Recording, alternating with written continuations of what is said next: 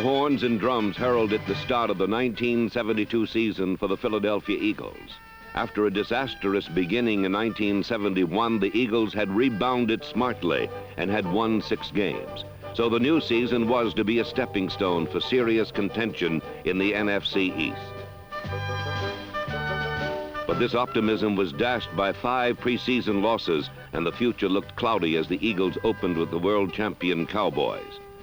But in the first half, the Eagles' defense was as devastating as they had been the year before. They cut down Cowboy setbacks before they reached the line of scrimmage and totally disrupted the potent Dallas air game.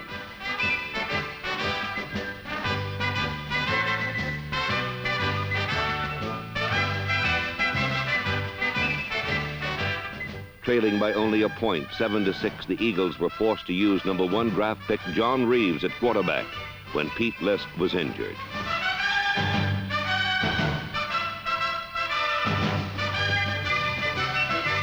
Reeves moved the Eagles expertly between the 20-yard lines, but Philadelphia could not muster a touchdown, and the veteran Cowboys won 28-6.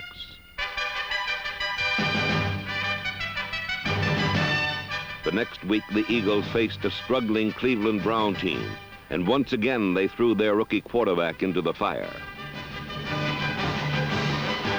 Although Reeves witnessed many of his completions from a worm's eye view, he withstood the Cleveland rush and rifled his first pro touchdown to Harold Jackson.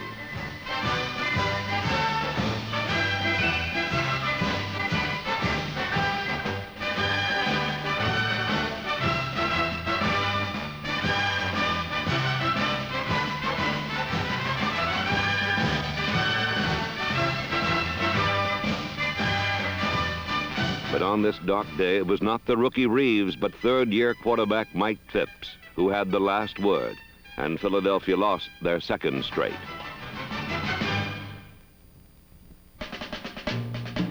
The Eagles met the Giants under the lights on Monday night and were stunned by the virtuoso performance of Ron Johnson, who scored 4 touchdowns. But in defeat, John Reeves learned valuable lessons and gained needed experience.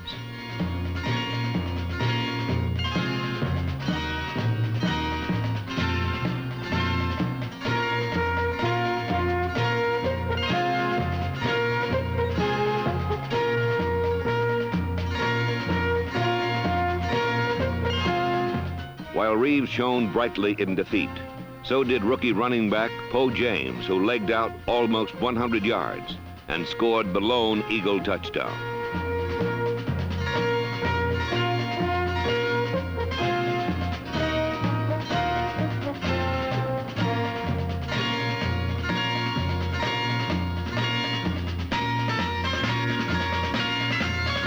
Monday night had brought 2 young heroes, an old enemy, and the Eagles' 3rd straight defeat. The Eagles traveled to Washington in the 4th week and met the first-place Redskins. The first half was scoreless as the Eagles batted Larry Brown and swooped down on an old antagonist, quarterback Sonny Jurgensen.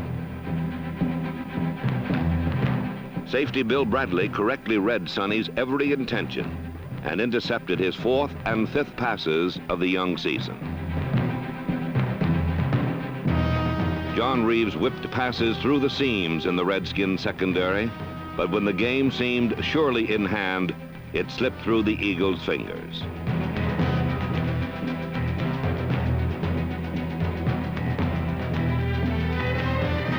In the end, Sonny stung the secondary twice, and Washington raced away to a 14-0 victory. Week number 5 brought another veteran quarterback, and Roman Gabriel passed the Rams to an easy win.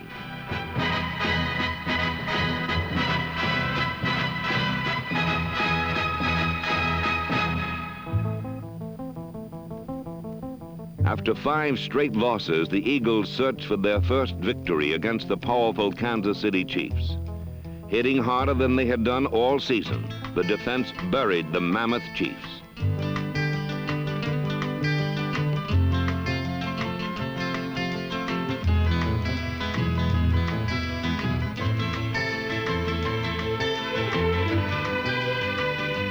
the Eagles tossed the Chiefs about like straws, swarmed in 5 men at a time, and the specialty teams led by Tom Dempsey flattened setbacks like pancakes.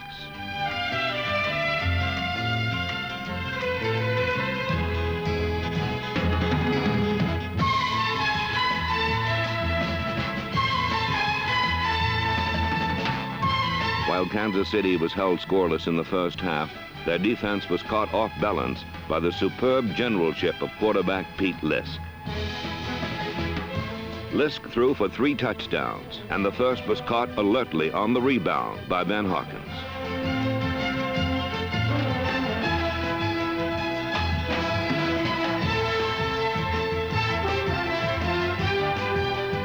Twice more Lisk connected for touchdowns, and both went to tiny Harold Jackson, who flat out beat the Chiefs' secondary.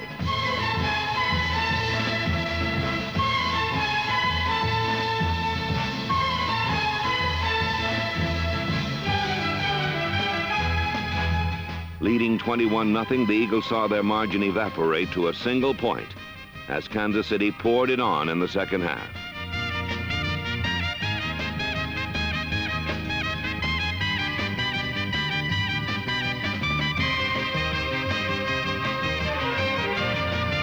With the score 21-20, the Chiefs were in sight of the winning score when welled-up Eagle pride poured out on Kansas City.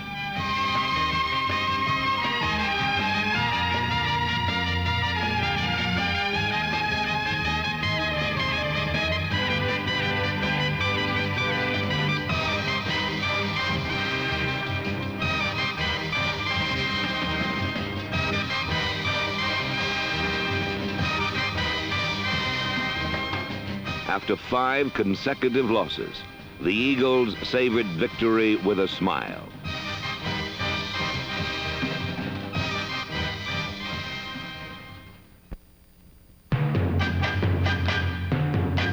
In 1972, there was hope that the Eagle defense would provide the foundation for future championships. But critical injuries to Steve Zabel and Ernie Callaway crippled their effectiveness. And though they were forced to play hurt, they hit hard.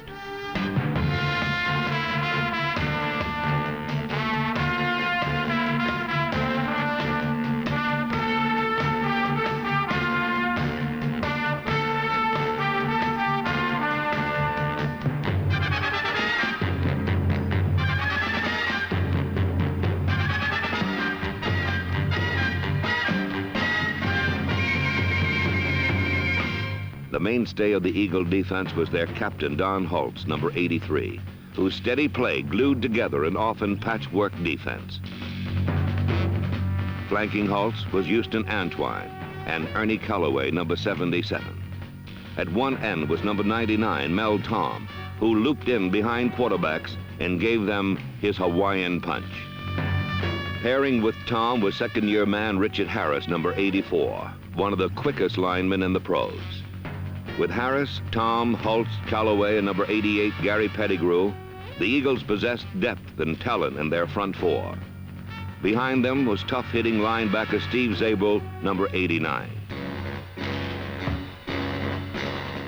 At strong side linebacker was seasoned Ron Porter, number 50. The weak side linebacking slot was shared by rookie John Bunting, number 95, and fast improving Bob Creech, number 58. The last line of defense was the secondary.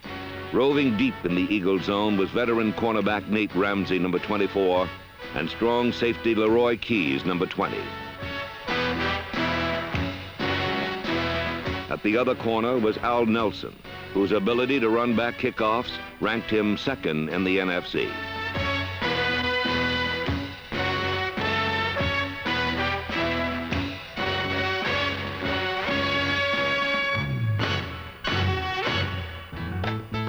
But the Eagle who flew highest in 1972 was All-Pro safety Bill Bradley. Bradley is the Eagles' leader, a game breaker who turns defense into instant offense for Philadelphia. In an age of specialists, Bradley is a genuine triple threat. He was the Eagles' leading punter and also their leading punt returner.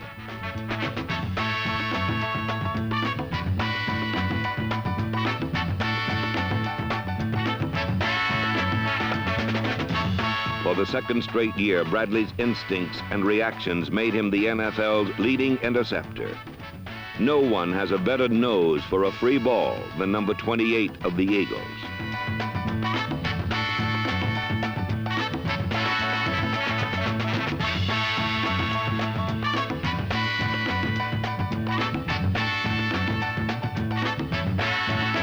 But the true worth of Bill Bradley was not his statistics, but his infectious spirit, a spirit that lifts a team through bad times and good.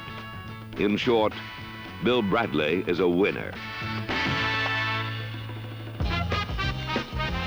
The Eagle defense played their finest game against the Cardinals in week number 8, blending the hard rush of Mel Tom with 2 interceptions by Bill Bradley. The Eagles held St. Louis without a touchdown.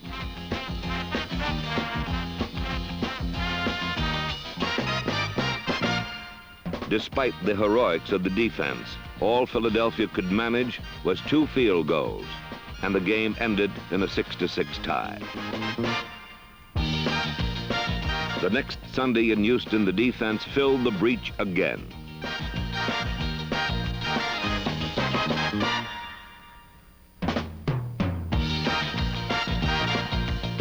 Led by the punishing play of Richard Harris and a timely interception by middle linebacker Chuck Allen, the Eagles won their second game of the season 18-17 as sure-footed place kicker Tom Dempsey kicked 6 field goals.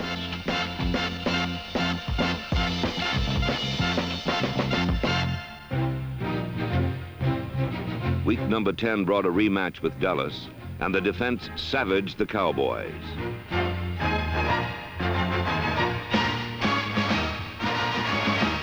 Quarterback Craig Morton buckled under pressure, and his underthrown pass was picked off by John Bunting and returned 45 yards.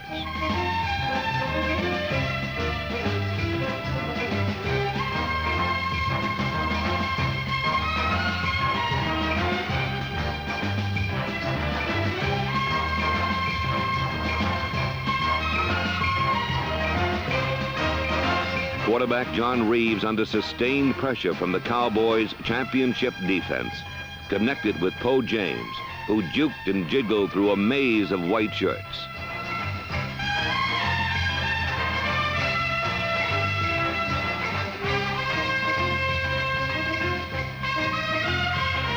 Then Reeves slipped Larry Watkins through the middle, and the Eagles led 7-0.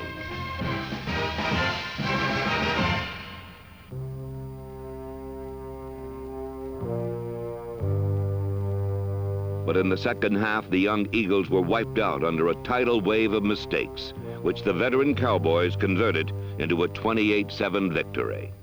After Dallas, the Eagles lost consecutively to the Giants, Redskins, and Bears.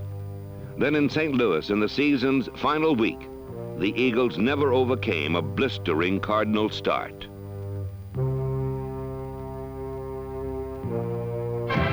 But in defeat, John Reeves played magnificently.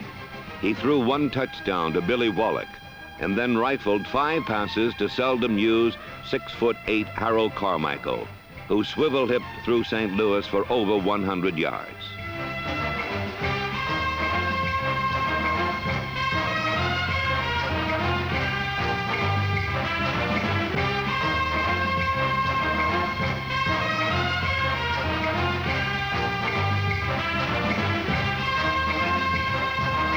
By game's end, the Reeves and Carmichael show almost salvaged victory, but St. Louis won by a point, 24-23, and the Eagles' season ended. In 1972, the inability of the Eagle offense to score points overshadowed some vintage individual performances. There was durable setback Tony Baker, running behind a line composed of Steve Smith, Wade Key, Tom Lukin, Mark Norquist, Jim Skaggs, and Mike Evans. There was hard-charging Larry Watkins, number 34, who plied his trade up the middle where the traffic was the heaviest.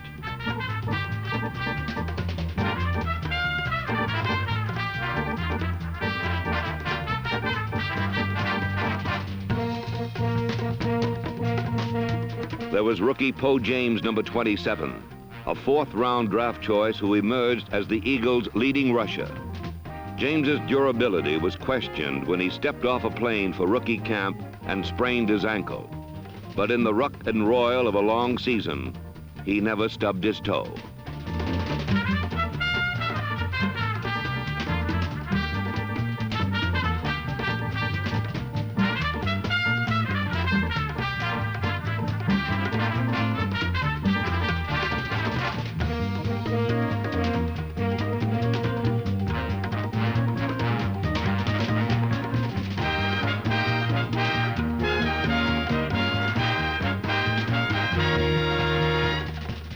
For a rookie, James was a pleasant surprise. But so was #1 pick quarterback John Reeves. Reeves stepped into the game's most critical position with poise and assurance. And in his first preseason start against New England, he threw 2 touchdowns to Harold Jackson.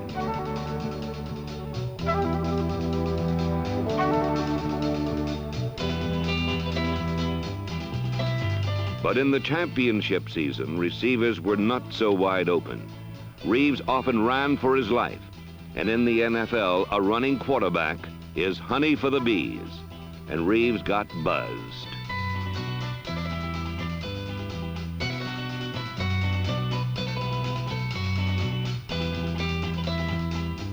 But John Reeves survived the tramplings and the head-on shots and got back to his feet.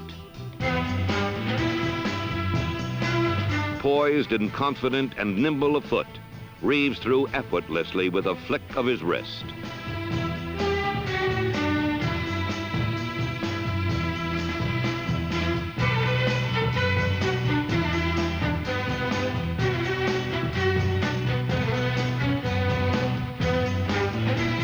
For receivers in 1972, Reeves and Pete Lisk had Ben Hawkins, number 18, the swift and graceful glider from Arizona State.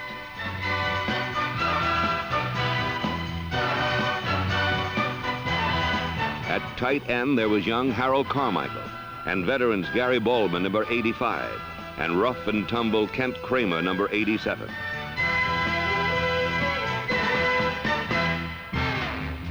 But the highest Eagle flyer stood only 5 feet 10 inches tall and weighed but 170 pounds. Harold Jackson, number 29, combined steel spring legs with 9.4 speed to catch more passes for more yards than any player in the National Football League.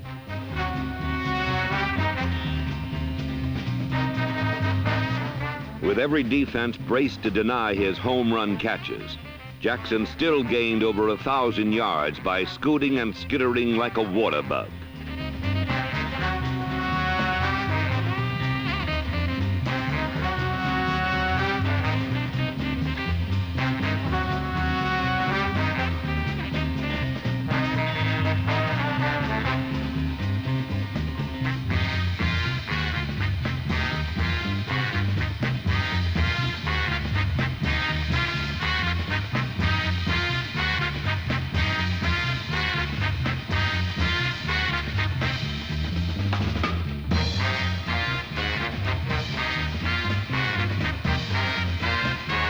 In a bleak year for the Eagle offense, Harold Jackson's superb talents shone through, and he was honored as an All-Pro. So it was in 1972 that the Philadelphia Eagles did not become a contender. But through 14 games, the 65,000 fans who came to Veterans Stadium did not lose heart. The Philadelphia faithful are a unique breed. They are knowledgeable, critical, and fun-loving. They are realistic yet always optimistic and deserving of a winner. With this in mind, owner Leonard Toews made a patient, studied search for a man who would turn around the Eagles. The search ended with Mike McCormick. Move! Move, Joe! Move! Move your feet! Move your feet! Move them, Len! Move them, Len! Move them, Lenny! Right. Push! Move the feet with it. Move the feet. Move your feet. Steve, lower, Steve, lower, Steve. Too high, too high. You're up here on him. See, you're up here. He's too big and too strong up here. Get right down here. Now you're loaded, see? You're loaded for him. Now he's got to move your strength. You're fighting him up here where he's the strongest. As an all-pro tackle with the Cleveland Browns under Paul Brown, and as an assistant coach under Vince Lombardi and George Allen at Washington, Mike McCormick blossomed into one of the foremost teachers and leaders in the game. All right, not bad, not bad. But he got you in trouble where? He got you in trouble with the left hand. The left hand here. Drop. Instead of coming up, drop. Drop down and back. See? Drop down and back and reset. Stay there, Steve, stay there. Stay with him. Come on, Roy. Down, down. Roy, get his hands off it. Get his hands off it. Yeah. You're not holding it. Yeah. See, he's shaking you like a rag doll. Hell, what? What are you going to do? All right, now do it. All right, come on, let's go. Get it out of there, get it out. Oh, we got to protect you in there. Come on, guys, come on. Hold him, long time. You got to throw. Need protection, got to have the protection. Come on. Big time-consuming drive now, time-consuming. Let's go, move the football. First downs, first downs. Mike McCormick, a combination of tutor and taskmaster, achieved immediate results through the draft. 2 #1 picks yielded number 76, Jerry Sizemore, the All-American from Texas, and tight end Charlie Young from USC, the nation's #1 team in 1972.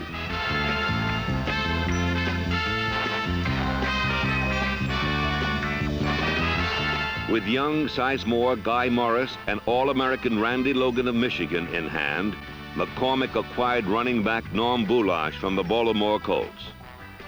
Boulash, at 6'1", 210 pounds, is one of the best power speed backs in pro football.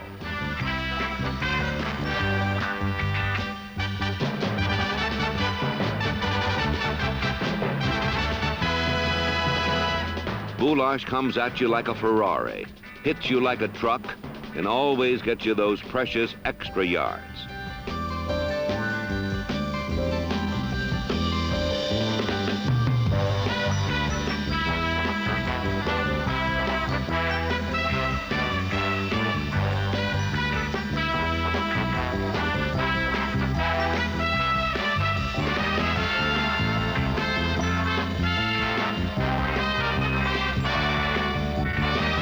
In one game against the Jets, Boulash rushed for 178 yards.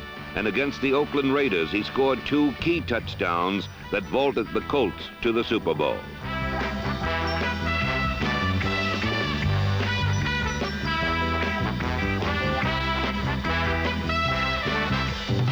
Norm Boulash is a winner like Mike McCormick. And next year, when the Philadelphia Eagles begin the new season, there will finally be light at the end of the tunnel.